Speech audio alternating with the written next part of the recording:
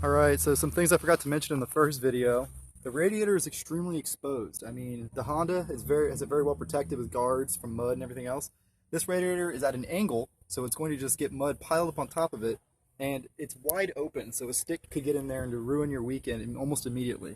Relocating the radiator on this bike is pretty much required. Kind of pathetic. Not a very good design. Also, I just had it weighed on a certified scale, and it weighs 740 pounds. Can-Am says it weighs 705 dry, so apparently it takes 40 pounds of oil and gas, whatever. And I didn't weigh with a full tank. It's weighed with half a tank, so they're definitely full of shit there. I measured its ground clearance after sitting on the bike, rolling it forward 10 feet, stepping off the bike. It measures to have a ground clearance of a pathetic 8.5 inches. Can-Am's website says it has a ground clearance of 10.5 inches. 10.5 is the ground clearance at full max down travel, which you would never get even without a rider on it. So that's also bullshit.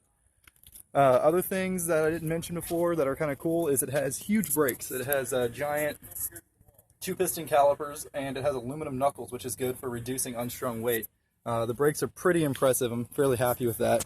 Another thing I didn't mention earlier is the airbox. The cap that you unscrew from the air filter, like I showed, has a felt seal around it, nowhere near waterproof. So if you're going to put a tall snorkel on this bike, the airbox is really high, so it's not that much of an issue.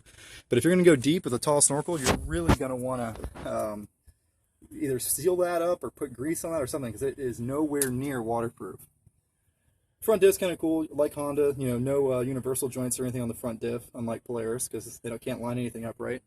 The back does use 2 universal joints, which I'm not a fan of. I'd rather just have one, right? It's one less point of failure. But at least they're really beefy, and they're greasable. So that's always good.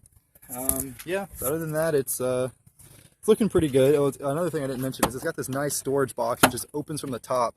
Nice big seal in here. It seems like it's going to be pretty water resistant. I like the storage box better than the Honda for sure. And now we're going to go ride it and do our first test ride there. So yeah, just to recap, on a certified scale, 740 pounds bone stock and 8.5 inches of ground clearance bone stock, versus with Can-Am's claimed 700 pounds and 10.5. So their specs are definitely full of shit.